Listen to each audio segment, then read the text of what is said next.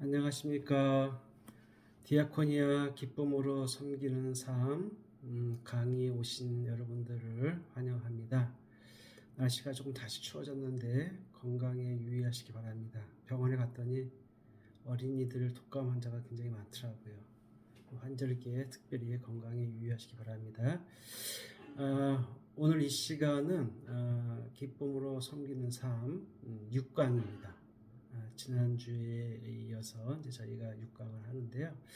오늘은 지금까지는 주로 이제 신약의 성경 구절들을 근거로 해서 디아코니의 본질에 대해서 이제 얘기하고, 그다음에 사도행전, 지난 시간에 사도행전 6장 1절부터 7절까지 말씀을 통해서 신약 시대에 디아코니아 그 직분이 어떻게 시작됐는지에 대해서 이제 말씀을 드렸다면, 오늘은 이 디아코니아의 그 구약의 뿌리를 한번 좀 살펴보려고 합니다. 그래서 오늘 본문 말씀이 시편 136편을 제가 이제 골랐는데, 먼저 시편 136편 1절부터 3절까지 제가 읽고 시작을 하겠습니다. 잘 들어보세요. 여호와께 감사하라. 그는 선하시며 그 인자하심이 영원함이로다.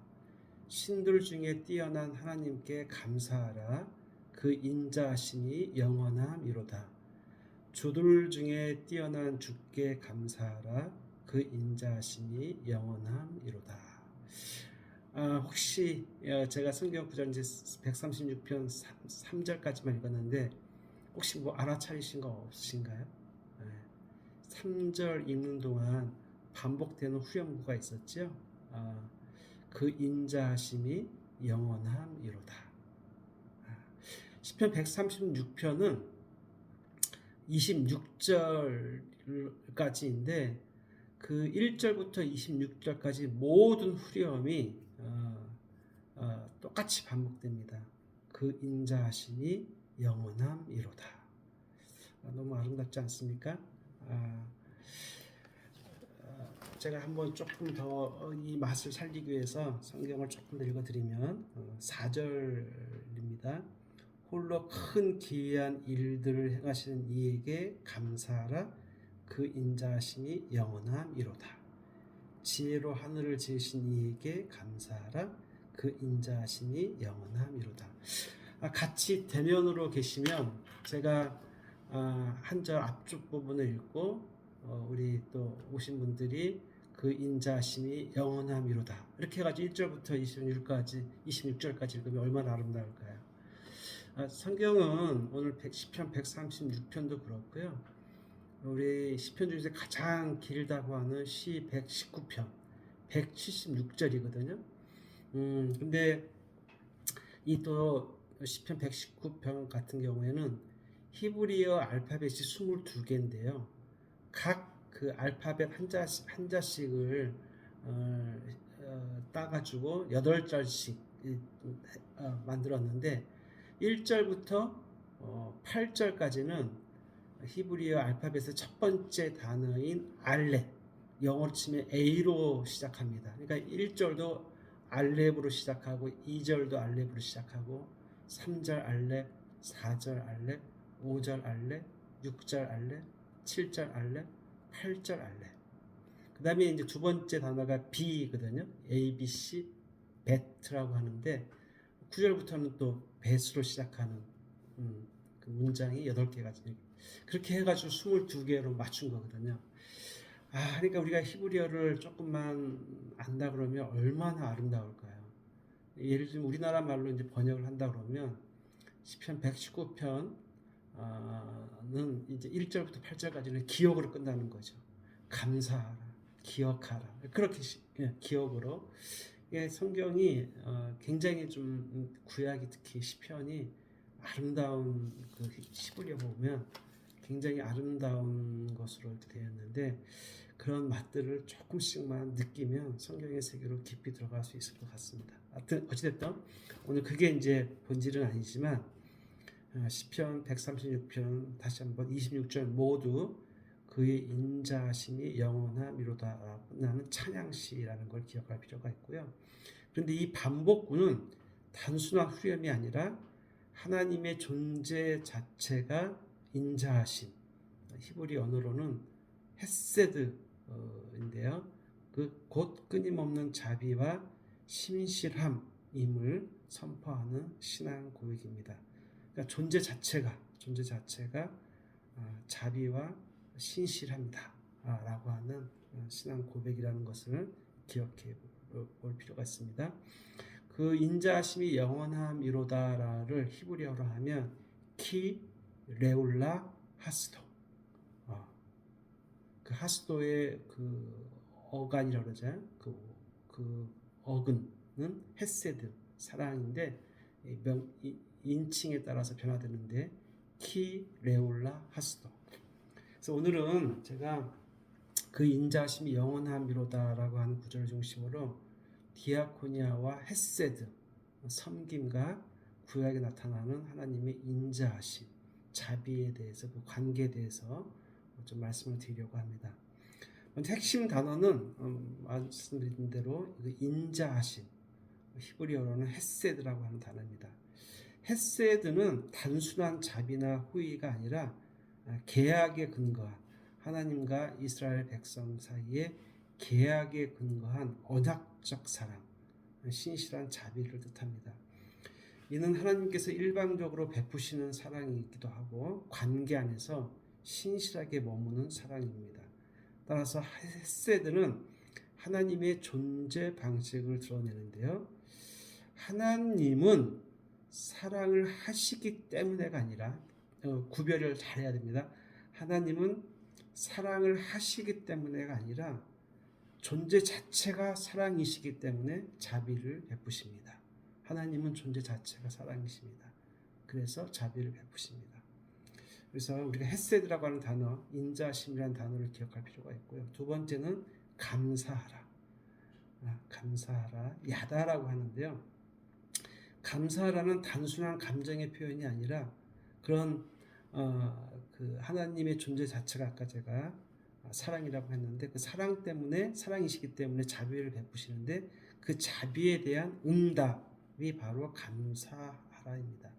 인간은 그 헤세드 하나님의 인자하심의 수혜자이자 그 사랑을 받은 사랑을 다시 반사하는 존재입니다. 즉 감사는 하나님의 헤세드에 참여하는 첫 걸음입니다.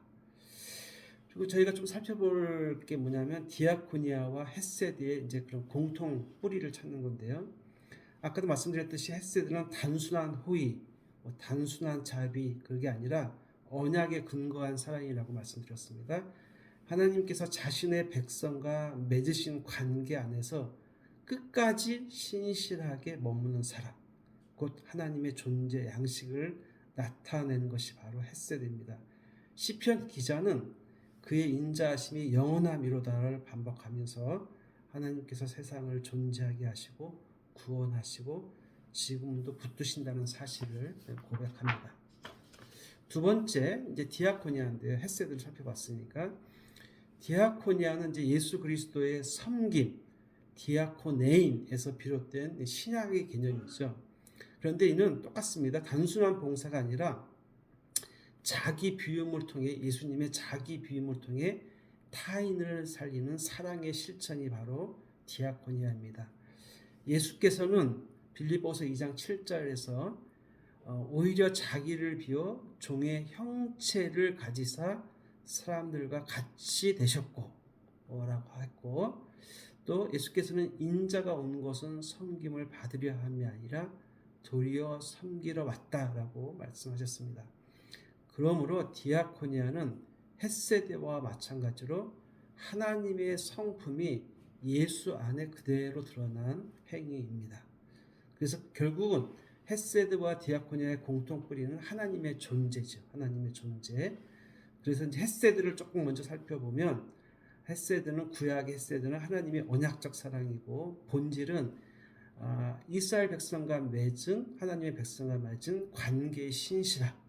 그다음에 주체는 하나님이시고 참여자는 하나님의 백성이고 핵심 행위는 기억하고 감사하는 것입니다. 그리고 결과는 언약의 지속과 구원이고요. 디아코니아는 기원이 어디부터 시작되냐 하면 예수 그리스도의 자기 비움으로부터 시작되고 본질은 사랑의 실천, 그다음에 주체는 예수 그리스도, 참여자는 제자와 교회입니다. 그리고 핵심 행위는 지난주에 말씀드린 것처럼 보고 불쌍히 여겨 가까이 가는 것, 그것이 핵심 행위이고 결과는 하나님 나라의 확장입니다. 결국 디아코니아는 헤세드의 신약적 실현이며 우리의 섬김은 하나님의 존재에 참여하는 행위입니다.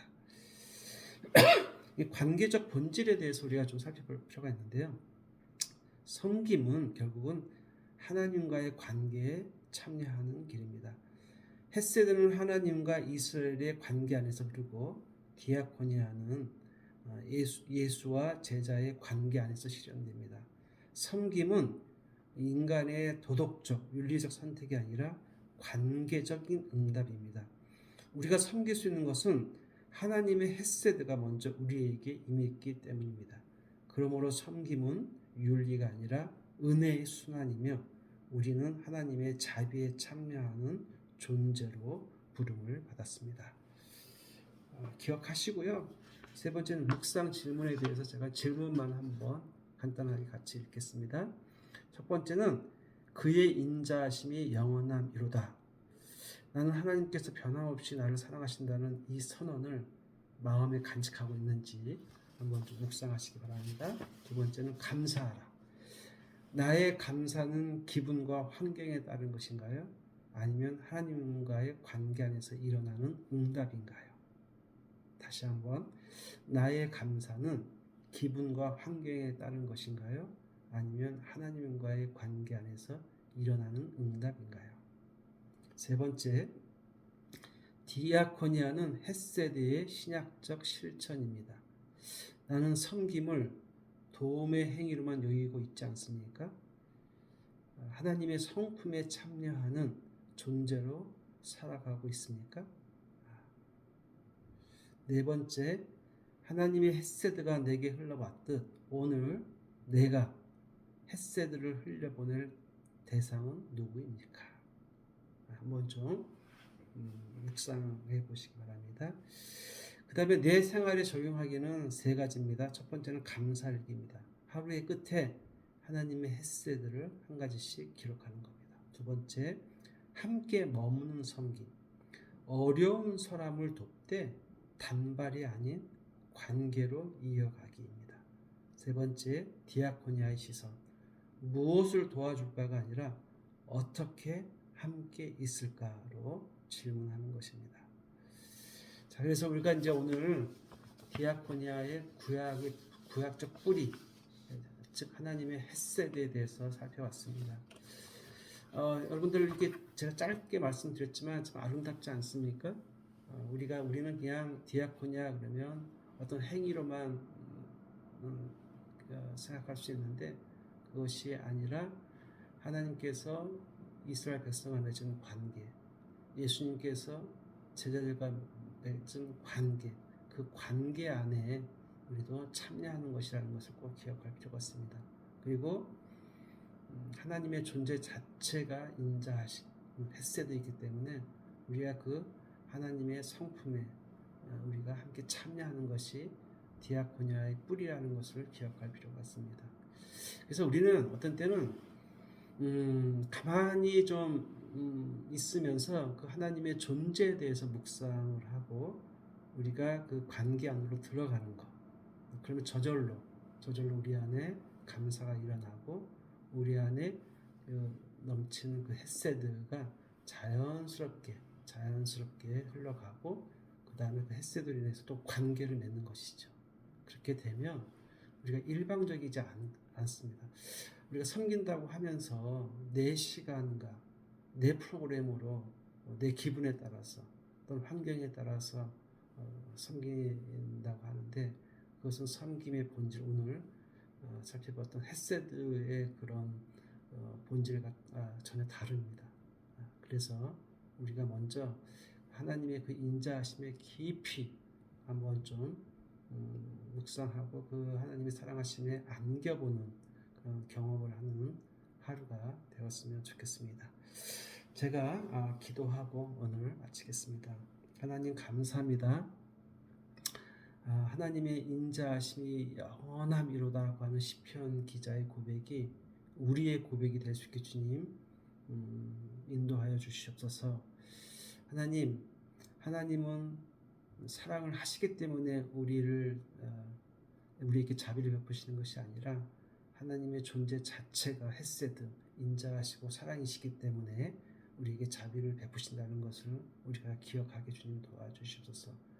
하나님, 우리가 하나님의 존재 자체를 우리 안에 품을수록 우리 안에 있는 헤세드가 우리의 도움이 필요한 사람들에게 흐르고 우리가 또 그 헤세드로 인해서 그들과 관계 맺기를 원합니다. 하나님, 우리의 디아코니아 섬김은 우리가 주체가 아니라 하나님이시고 예수 그리스도시고 우리의 거기에 참여하는 것임을 우리가 잊지 말게 주님 도와주시옵소서. 하나님, 오늘 하루도 그 하나님의 인자하심과 더불어 동행하는 하루가 될 수 있게 주님 인도하여 주시옵소서. 감사드리며 예수님의 이름으로 기도드립니다. 아멘. 네, 수고하셨습니다. 제가 20분을 넘지 않도록 하고 가능하면 짧게 동영상을 만들려고 하고 있습니다. 그래서 동영상을 한번 보시고 또 보시고 또 제가 보내드리는 자료도 같이 병행해서 살펴보시면 우리가 좀 디아코니아의 본질에 대해서 더 깊이 이해하실 것 같습니다. 오늘 이것으로 마치겠고 또 다음 주에 뵙도록 하겠습니다. 감사합니다.